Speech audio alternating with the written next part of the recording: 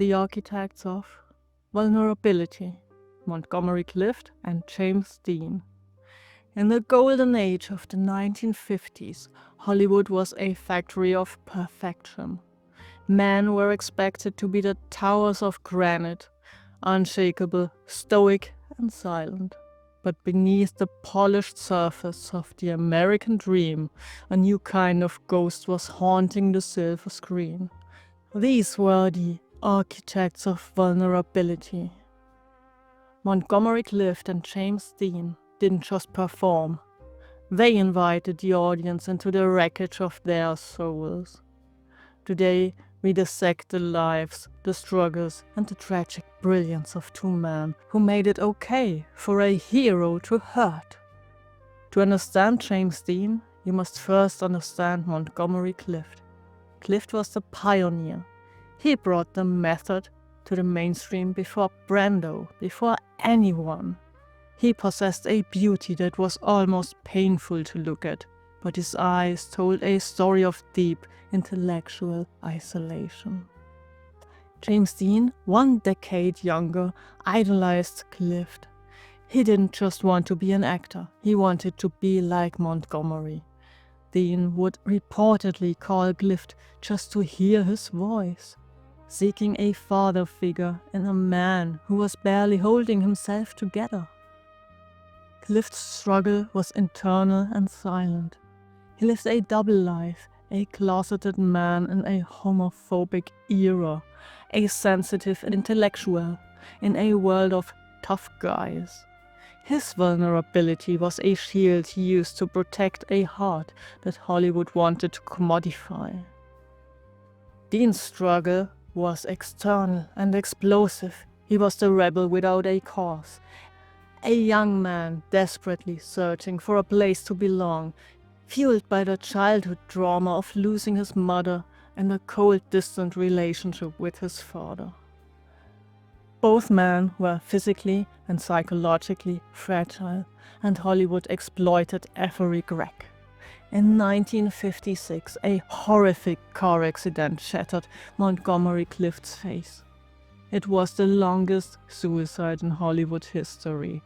He went from being the most beautiful man in the world to a man who didn't recognize himself in the mirror.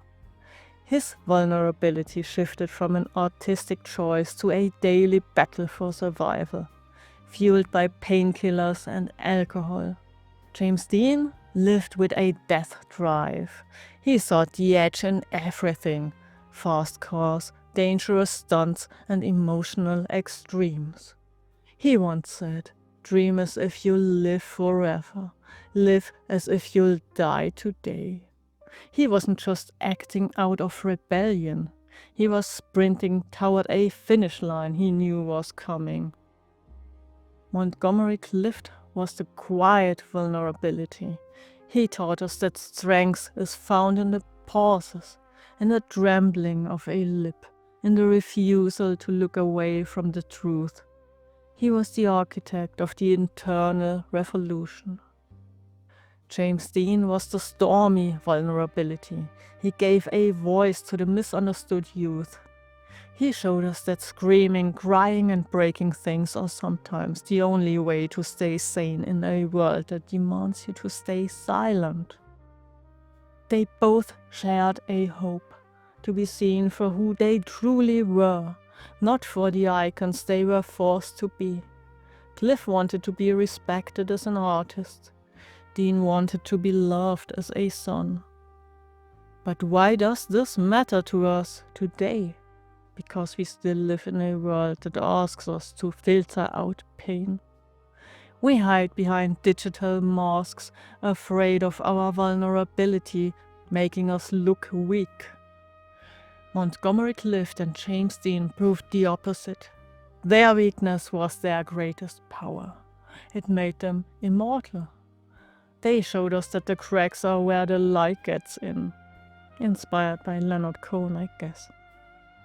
True legacy isn't built on perfection. It's built on the courage to be fragile. It's built on the strength it takes to say, "I am hurting, but that's okay." James Dean, as well as Montgomery Clift, were outcasts who refused to wear the armor of their era. They chose to be the raw, and in doing so, they gave us permission to be human. Forge your legacy by embracing your own scars. Your vulnerability isn't a flaw, it is the most authentic part of your story. Wear it with pride. This is Outcast Outlast. Forge your legacy.